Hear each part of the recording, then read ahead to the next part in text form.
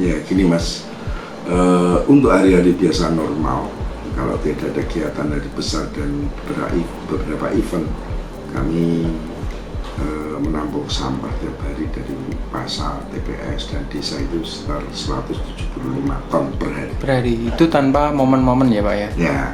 Kalau saat ini kondisi over nggak Pak kalau di TPA Tanjung Rejo? Ya ada beberapa faktor yang membuat kita over. Yang pertama, alat berat kami, alhamdulillah meskipun dapat alat berat baru di perubahan 2024 melalui Bapak PJ itu sangat membantu. Kan tapi di sisi lain alat kita yang bego itu tidak punya grip ya, jadi memang repot-repot di situ. Yang kerja keras adalah alat berat tersebut. Jadi kami mohon petunjuk dan arahan dari Bapak Kepala Dinas PKPLH. Jadi yang penting pelayan masyarakat jangan sampai berhenti.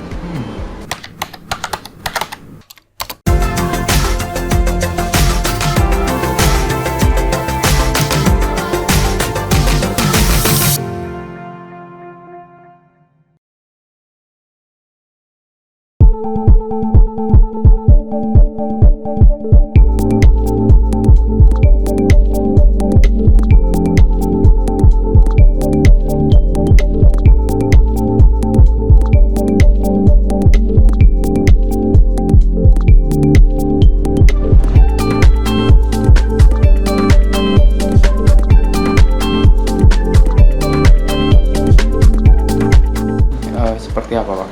Ya gini Mas, untuk hari-hari biasa normal, kalau tidak ada kegiatan hari besar dan beberapa event, kami menampung sampah tiap hari dari pasar, TPS, dan desa itu sekitar 175 ton per hari. Per hari itu tanpa momen-momen ya Pak ya? Ya.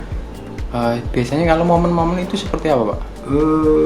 Momen yang tradisional dan hari nasional. Tradisional itu soalnya hari-hari di Idul Adha, Idul Fitri, dandangan, terus hari-hari besar itu di mana masyarakat Kudus itu pasti mengadakan pesta pernikahan atau sunatan itu tidak untuk penghitungan sampah tidak bisa secara akurat. Apalagi seandainya ada konser musik, pengajian di mana sampah di luar penduduk Abang itu akan lumayan signifikan tanpa pemilahan karena kotanya harus bersih, tanpa dipilah langsung masuk ke TPA itu di atas 200. Di atas 200? Ya. Per momen itu Pak? Per momen per hari ya. Di samping harian itu ya Pak ya? Ya itu sudah per harian, ada kenaikan sekitar 30 sampai 50 ton. Kalau untuk setahun itu berapa Pak? Kira-kira itu? Ya tinggal kalikan ya, rata-rata kita kalikan 200 saja. 200 kali 12 itu 200 ton kali 12 bulan. 12 bulan. Nah itu tinggal kalikan berapa? Bisa dihitung sendiri ya. Kalau saat ini kondisi over nggak Pak kalau di TPA Tanjung Rejo? Ya ada beberapa faktor yang membuat kita over. Yang pertama, alat berat kami, alhamdulillah meskipun dapat alat berat baru di perubahan 2024 melalui Bapak PJ itu sangat membantu. Kan tapi di sisi lain alat kita yang bego itu tidak punya grip ya, jadi memang repot-repot di situ. Yang kerja keras adalah alat berat tersebut. Itu terus untuk penataannya tidak bisa optimal. Yang penting tidak ada antrian atau sampah tidak sampai di jalan. Seberapa efektif Pak adanya alat baru ini Pak? Ya lumayan, tapi tidak bisa di atas 50% karena lokasi kami yang semakin sempit di 5,6 meter. Kita kena pembangunan IPRT itu sekitar 1000 sekian meter, jadi semakin sempit dan drainase kami rusak semua, pagar pada rubuh. Jadi kami mohon petunjuk dan arahan dari Bapak Kepala Dinas PKPLH. Jadi yang penting pelayan masyarakat jangan sampai berhenti. Ada berapa alat sih Pak sekarang? Alat berat kami punya yang rusak berat selama saya masuk doser itu ada 2 rusak berat semua, ditambah 1 baru. Dan untuk eksavator atau piku 1 itu pun juga rusak.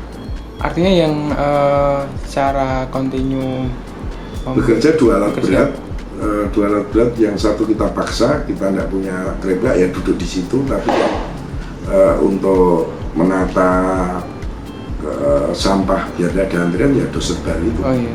Nah kalau untuk pengelolaan sampah di Tanjung Rejo sendiri gimana ini Pak? Ya sebetulnya banyak kendala banyak sekali. Yang pertama adalah tenaga kerja. Tenaga kerja kami sangat minim, jadi saya utamakan, saya optimalkan semua bisa pegang. Terus sehingga dengan tenaga kerja yang sangat minim, juga anggaran juga begitu minim, ditambah lagi tempat-tempat kita yang tempat pemilahan akses tidak masuk. Sebenarnya kan ada granul untuk bikin pupuk segitiga, untuk pemilahan, untuk maggot, pengisian gas metan saat ini tidak berfungsi, off semua. Off semua? Off semua. Terus dibakar berarti ya saat ini kondisinya Pak? Dibakar atau gimana untuk sampah-sampahnya? Oh enggak, sampah enggak boleh dibakar. Jadi sampah tetap kita tata, kebetulan seakan-akan open dumping ya, padahal kita control and fill. Open dumping kan dilarang sama Kementerian. Nah, control and fill itu butuh biaya tanah uruk yang banyak. Tapi manakala kalau adanya itu ya kami manfaatkan semaksimal mungkin. Ya saat ini kan sampai nyebut kalau untuk kondisi tempat TPA di sini kan sudah overload ya Pak ya. Nah untuk kedepannya nanti seperti apa Pak? Mungkin harapan dari Panjenengan sendiri? Ini sebenarnya tupoksinya Bapak Dinas dan Bapak Bupati.